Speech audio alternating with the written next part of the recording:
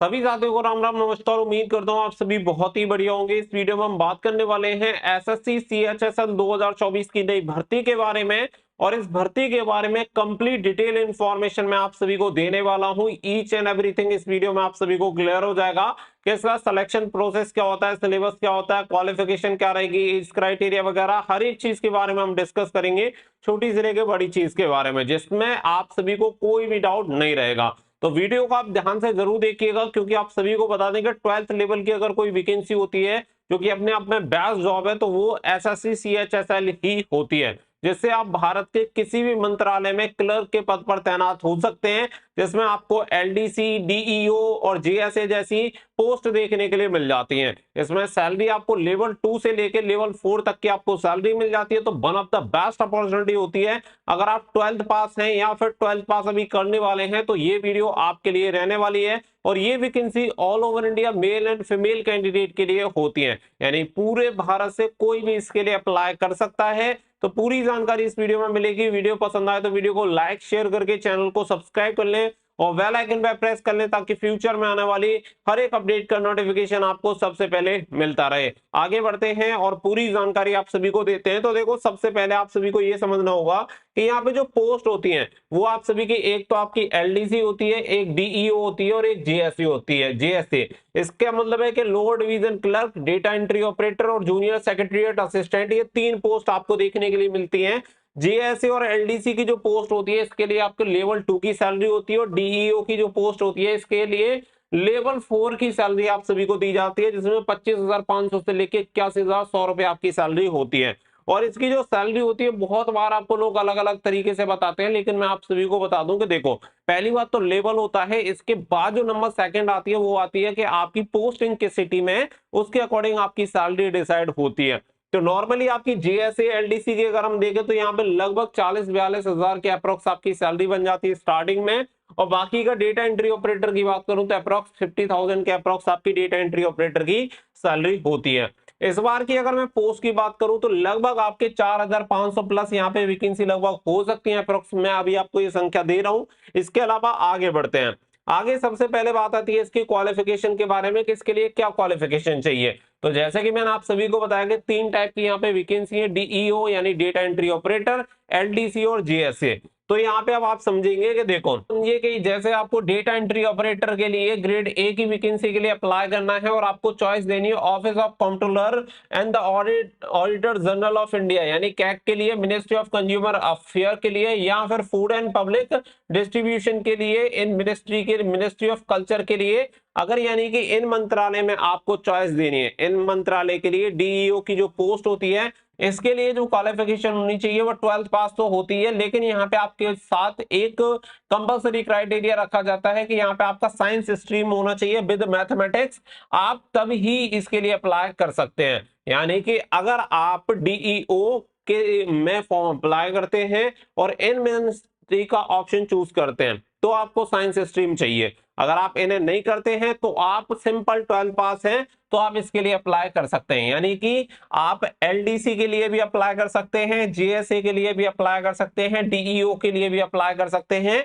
Simple 12th पास से subject का, percentage का कोई वेरिएशन नहीं है। लेकिन जैसे कि मैंने आप सभी को यहाँ पे बताया 3-4 मिनिस्ट्री हैं, अगर इनके लिए अप्लाई करेंगे तो इनके लिए सिर्फ एक क्राइटेरिया ऐड हो जाता है कि साइंस स्ट्रीम होना कंपलसरी है। बाकी का नॉर्मली आप 12th पास हैं या फिर अपियरिंग में हैं और फाइनल मतलब आप एग्जामिनेशन देने वाले हैं अभी रिसेंटली, तो आप इसके लिए अप्लाई कर सकते हैं। और आपको सिर्फ एक काम करना होगा कि 1 अगस्त 2024 तक आपके पास पासिंग के सर्टिफिकेट्स होने चाहिए, तो आप इसके लिए एलिजिबल हैं। भले ही आपने अभी एग्जामिनेशन दिए हैं, आपका रिजल्ट नहीं आया है, तब भी आप इसके लिए एलिजिबल हैं।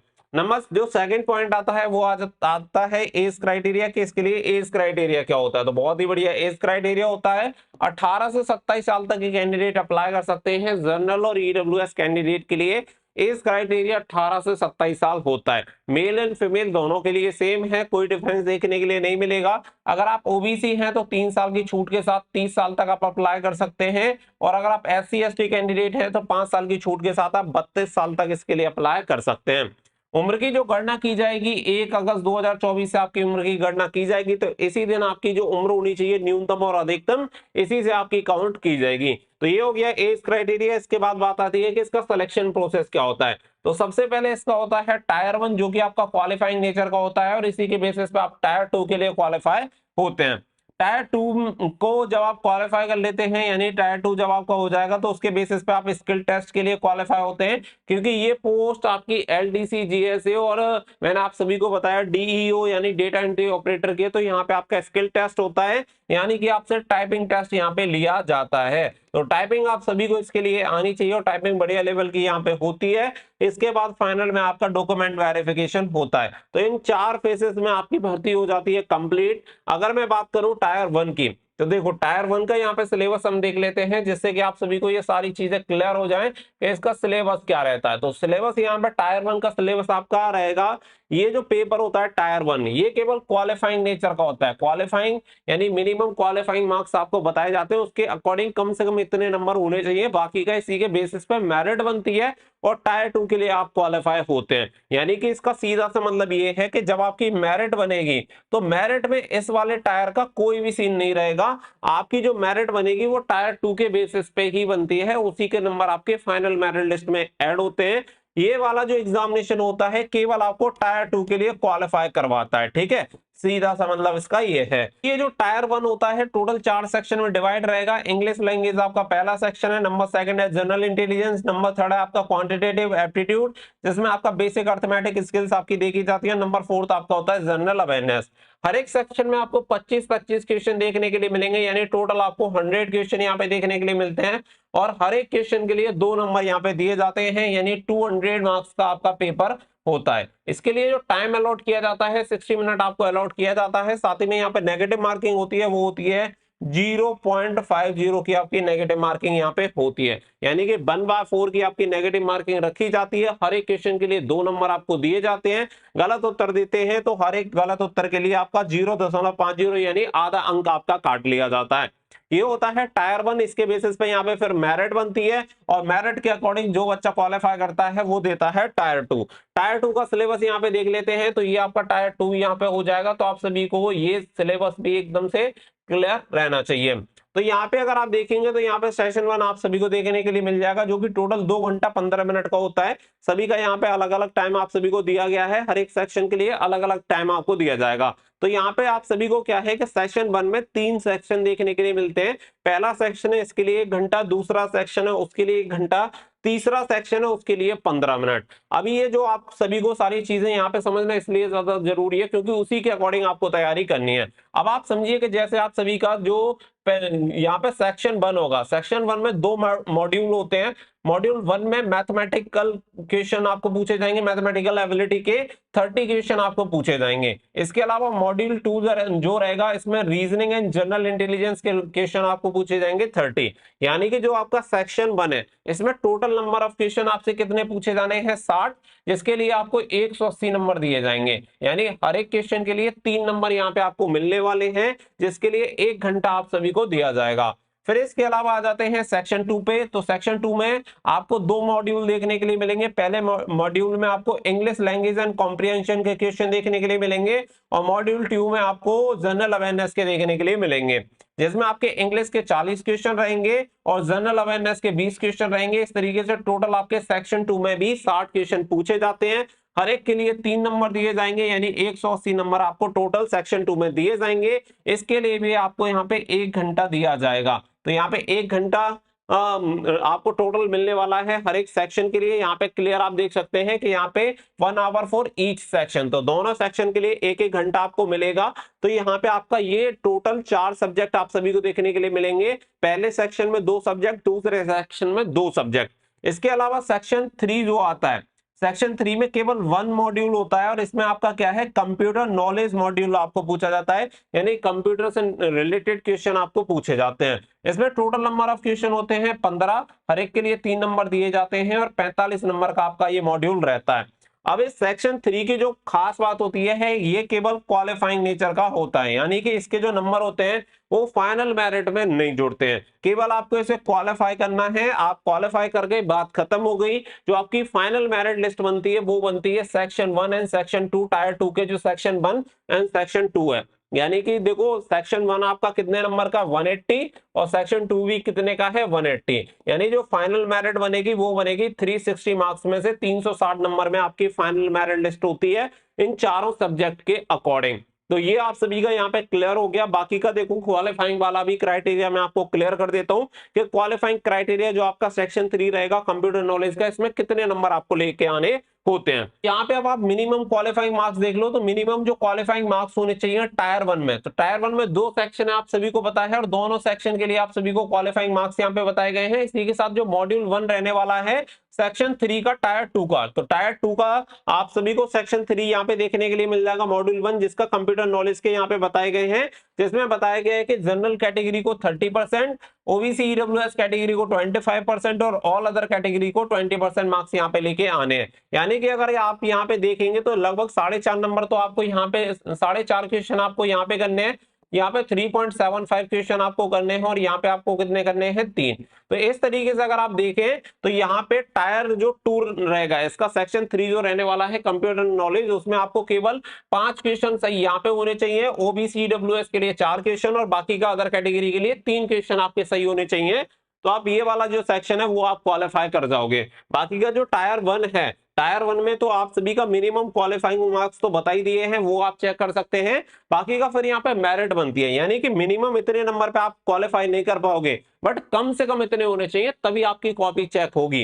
ये चीज आप सभी को क्लियर होनी चाहिए। अब यहाँ पे आप सभी का सिलेबस हो गया, मैंने सारी चीजें क्लियर कर दी। इसके अलावा फिर आता है स्किल टेस्ट। स्किल टेस्ट में बहुत सारे लोगों की मैंने वीडियोस देखी है, उसमें बहुत सारे लोगों ने गलत इंफॉर्मेशन भी दे रखी है, तो यहाँ पे कुछ चीजें हैं जो कि आप सभी को समझनी होंगी। देखो डीईओ वाली जो वैकेंसी है, मैंने आप सभी को बताया था कुछ मिनिस्ट्री के लिए होती हैं, जो 3-4 मिनिस्ट्री हैं, अगर आप उनके लिए अप्लाई करते हैं, जिसमें आप सभी से 12th में साइंस स्ट्रीम मांगी गई है, अगर आप उनके लिए अप्लाई करते हैं तो उनके लिए अलग स्किल टेस्ट होता है, और उसके अलावा जो आप अप्लाई करते हैं उसके लिए अलग टेस्ट होता है। बाकी का एलडीसी और जीएसए के लिए स्किल टेस्ट अलग होता है। अब आप समझो कि डेटा एंट्री ऑपरेटर जो मिनिस्ट्री वाली पोस्ट है उनके लिए आप अप्लाई करते हैं, जिसमें कंज्यूमर वाली आप सभी को दे रखी है और कैग वाली दे रखी है, उसके लिए जो आप सभी की स्पीड होनी चाहिए वो 50 वर्ड पर मिनट आपकी होनी चाहिए। अगर आप वहां पे देखेंगे तो आप सभी को बोला गया है 15,000 की डिप्रेशन आप सभी को बोला जाता है 1 घंटे में, और इसे अगर आपको कैलकुलेट करना है तो सीधा सीधा आपको 300 से डिवाइड देना होता है। 300 से डिवाइड अगर आप दोगे तो यहाँ पे आप सभी की जो स्पीड निकल के आ जाएगी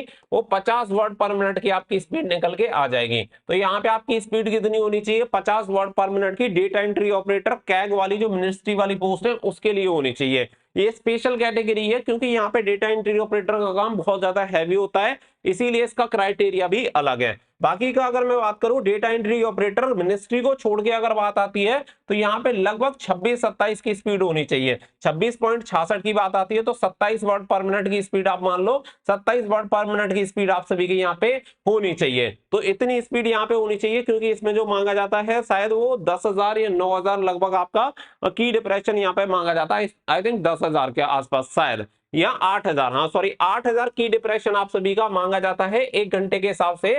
तो अगर आप इसे डिवाइड करोगे यहाँ पे 300 से, तो 300 से डिवाइड करने के बाद 26 प्लस यहाँ पे आपकी वैल्यू निकल के आती है जो कि आपकी स्पीड रहती है।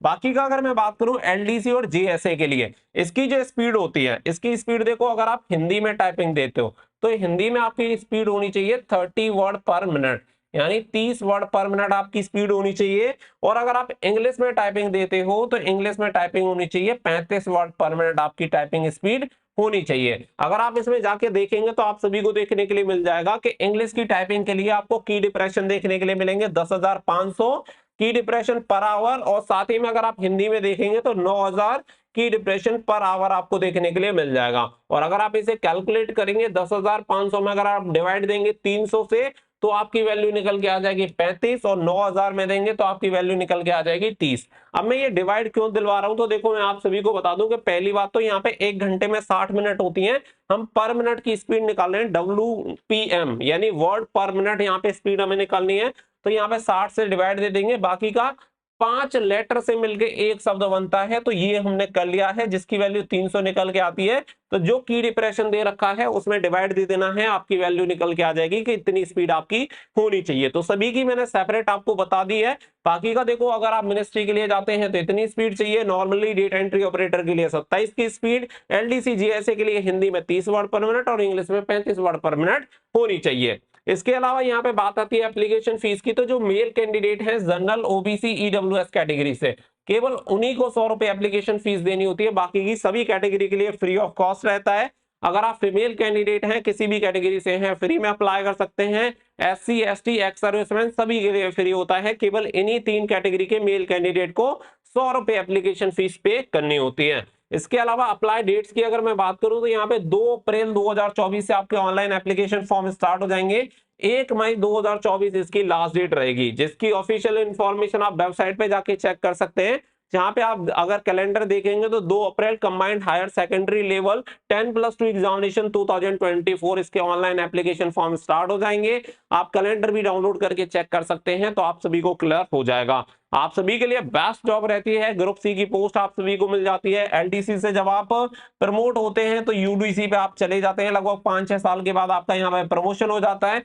बहुत ही बढ़िया जॉब है, ऑल ओवर इंडिया में जितनी आपकी मिनिस्ट्री है सभी मिनिस्ट्री में आप क्लर्क की पोस्ट पे तैनात हो सकते हैं। आई होप पूरी जानकारी आपको इस वीडियो में मिल गई होगी। वीडियो पसंद आई हो तो वीडियो को लाइक शेयर करके चैनल को सब्सक्राइब कर लें, ताकि फ्यूचर में भी आपको इसी तरीके से सभी इंफॉर्मेशन मिलती रहे। मिलेंगे नेक्स्ट वीडियो में, तो थैंक यू फॉर वॉचिंग। जय हिंद, जय भारत।